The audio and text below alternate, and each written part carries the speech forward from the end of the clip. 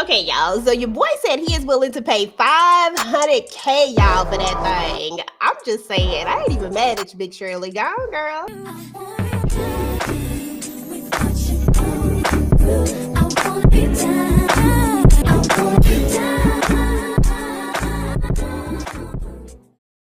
What is up, everybody? What is up? It is your girl, EJ, the TV Junkie, back with another review and recap over the family business, season 1, episode 5, y'all.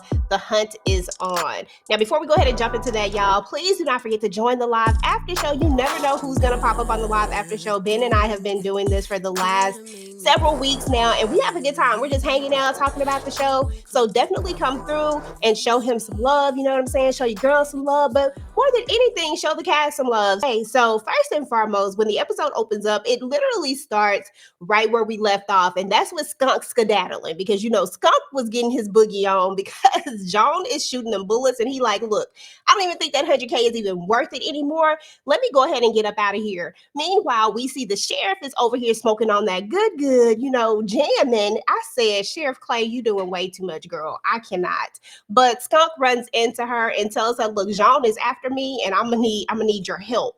Like, he just keeps saying, like, why does everybody think that I'm lying? Like, why does everybody just keep saying that I'm not telling the truth?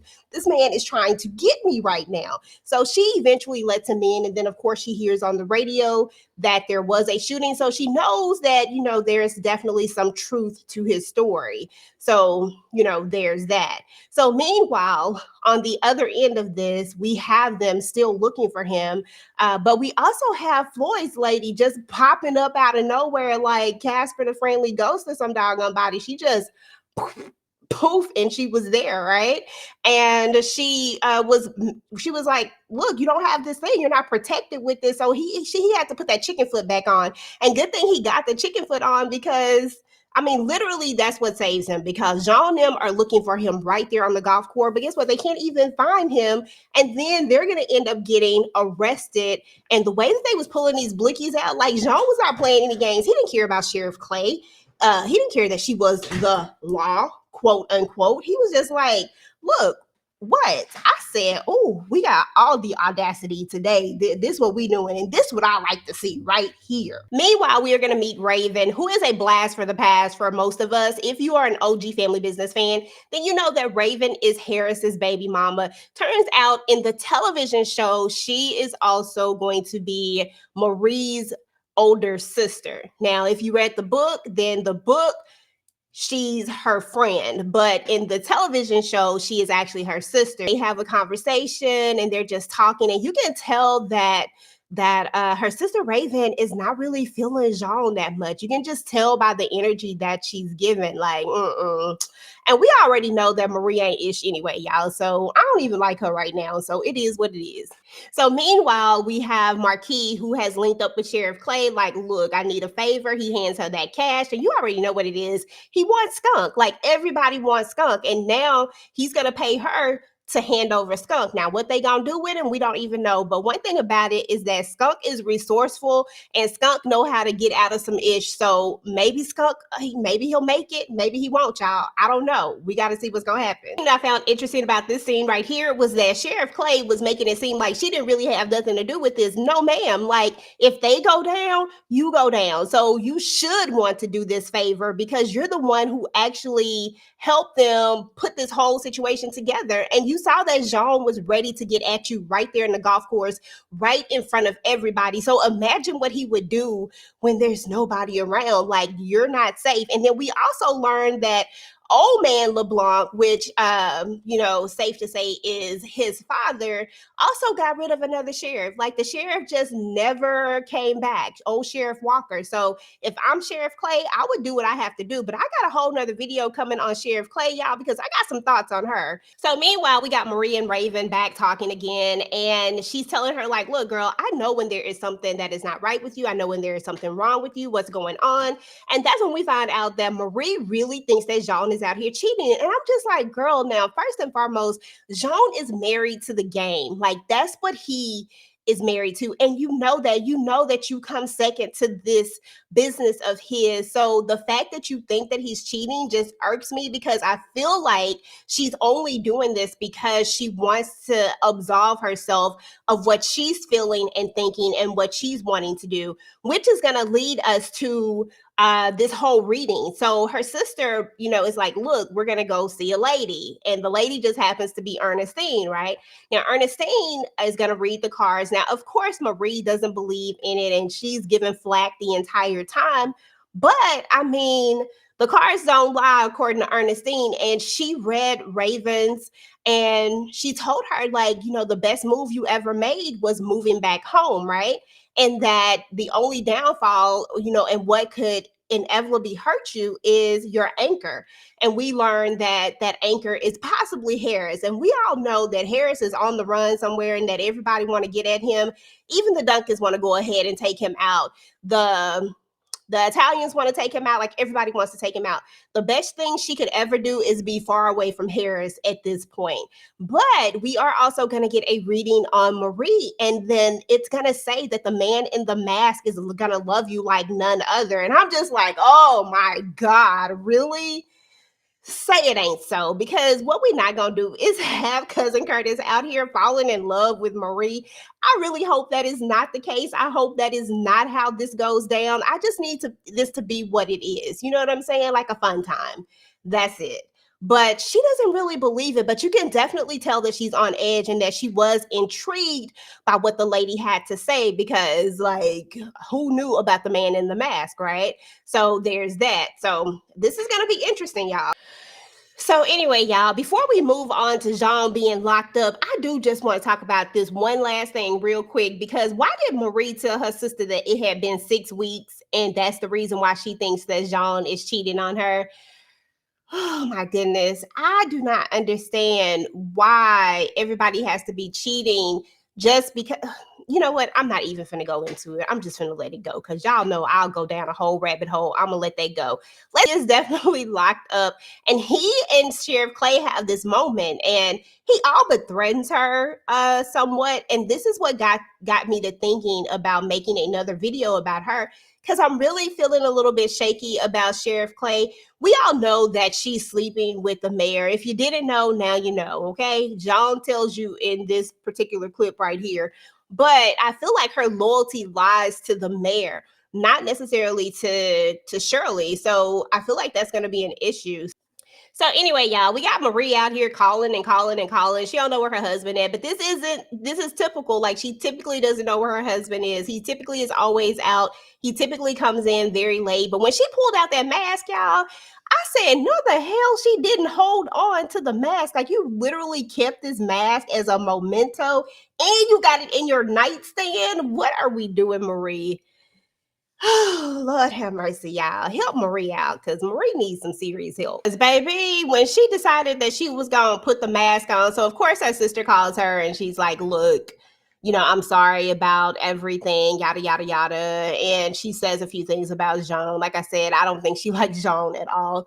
But Marie, puts on the mask and stuff and starts reminiscing about the kiss. I'm just like, here we go. So 6 weeks of no intimacy with your husband. You think that he's cheating, and you're already ready to jump on this other man. And oh God, it's just a lot. We have Sheriff Clay, who is about to go ahead and take Skunk to wherever, he thinks that he's going. We know that she's about to deliver him to the Duncans, but he think that he's about to do the right thing, like go to witness protection or something, because he probably finna have to testify against Jean. I don't know what the hell's gonna think, but whatever the case is, we know what it is. And then we have this other cop that's there telling him that he's doing the right thing. Turns out he is a dirty cop, but only he's a dirty cop for the other side. Now, we all knew that if they have cops on their payroll, they have to have cops on their payroll. It just is what it is. So, Lord have mercy. Is anybody clean these days, y'all? Is anybody clean? So anyway, y'all, we're gonna get to Lauren and Prince. Now, Lauren and Prince, they went out on a date. Seems like they had a really good time. Now he wants to still go hang out, but Lauren is a little bit uncomfortable and she wants to tell him something, but she's not too sure if she should tell him. So she just tells him, she's like, "Look, I'm a virgin." And of course, Prince kind of laughs it off because he doesn't really believe it. He's just like, really, but he really thinks that it's dope because I mean, how many virgins are there really still out there in the world these days?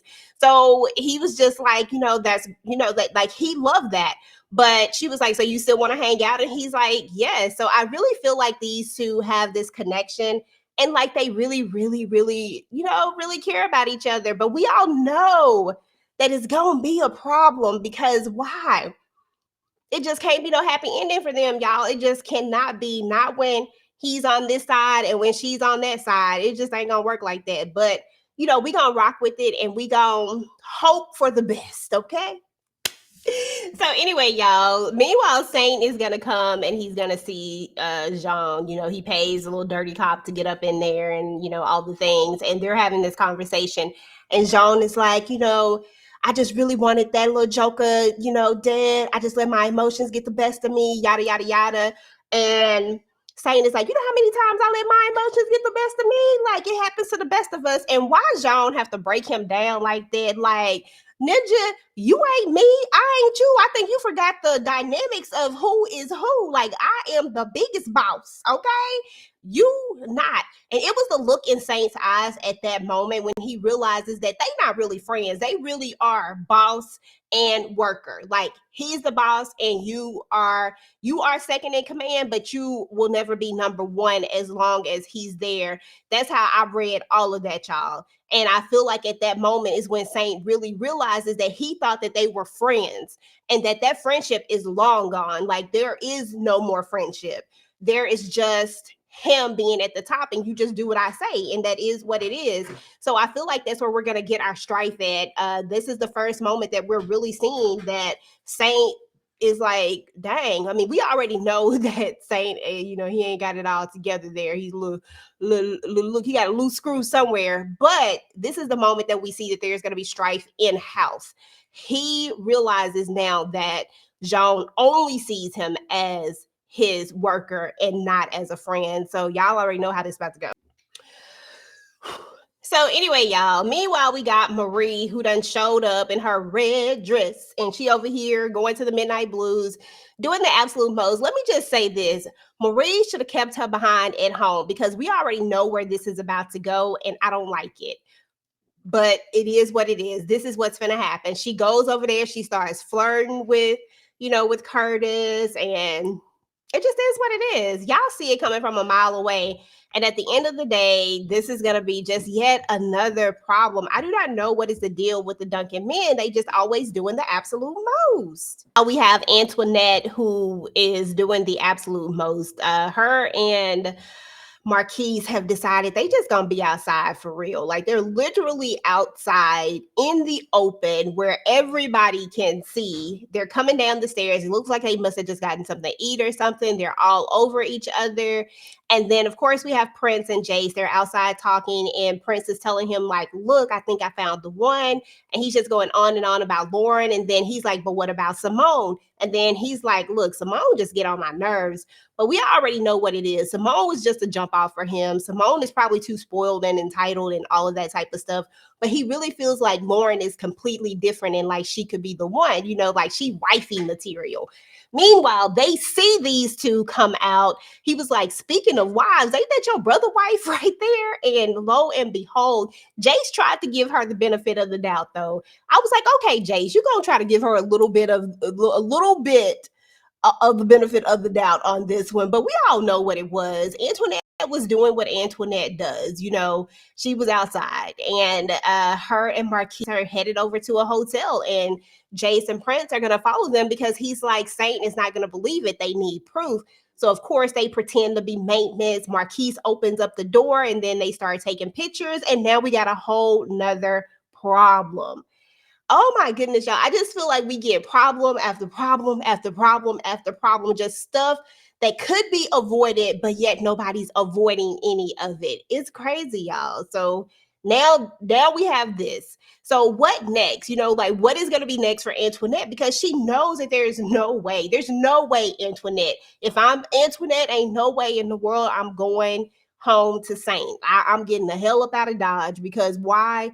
Because I know that if his brother tells him like about those pictures and he sees those pictures, it's over for me. I mean, look what he did to Chino. All Chino did was say something about her. Can you imagine him seeing her busting it wide open with Marquis out of all the people in the world? Yeah, it's gonna be a problem. She ain't gonna live to see another day. So she needs to go ahead and skedaddle. Now, y'all, one of the funniest parts of this episode was when Gabriel was sitting up there at Big Shirley's house, like standing outside the gate, just looking like a straight up stalker for real. He comes up there, Big Shirley's like, look, what in the world are you doing? And of course she pull out that big old blicky because why not? And she's just like, look, what are you doing here? How you get my address? And of course we know that he had this private investigator look for her and find her. So he got all of her information. He was like, look, a woman of your stature and status in life, like, I know I was wrong. I apologize. What was I thinking? Offering you $100,000. I should have offered you $500,000. I was like, dang. Okay. Now I know a lot of y'all is out there like, I would have thought about it. Like I would have really, really put some thought into it and been like, would I?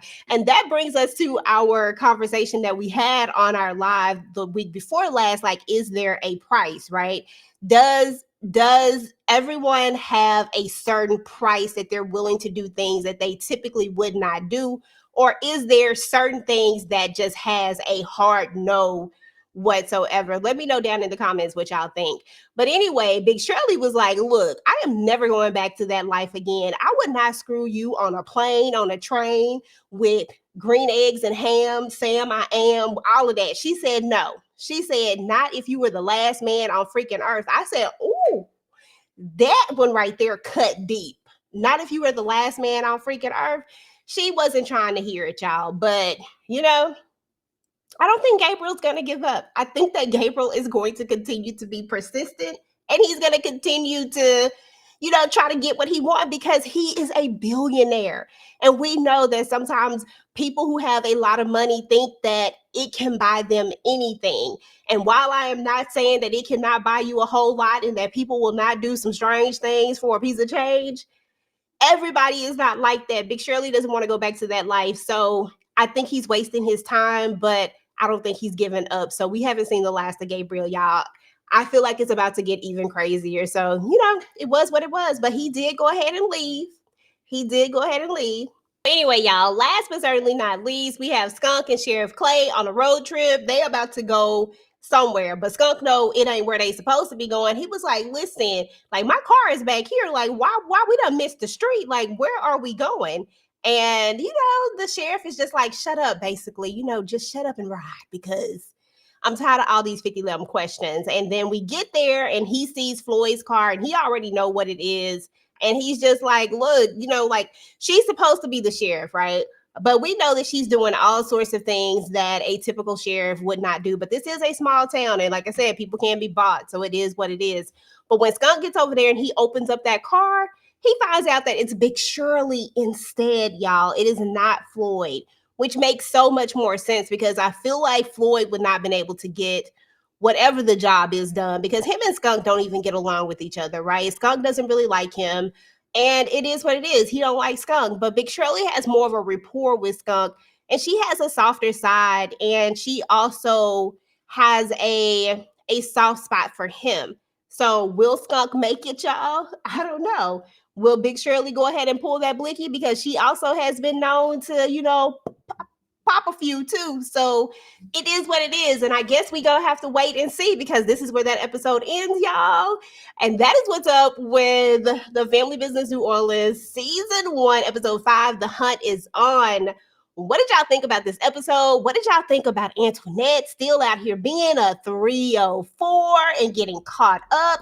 What did y'all think about how Jean came at Saint at the police station? And do y'all think that Saint is going to, do you think that there is going to be a situation that comes between Jean and Saint at this point? And what did y'all think about Gabriel and his offer for $500,000 to get a piece of that thing. Like, it was a lot going on. Go ahead and drop your comments down below. Get the conversation started down below. Meanwhile, if you like this video, guys, make sure to go ahead and like, share, subscribe to the channel, turn on your notifications so that you do not miss out on any of my future The Family Business New Orleans talks. And I will talk to you guys later. Peace.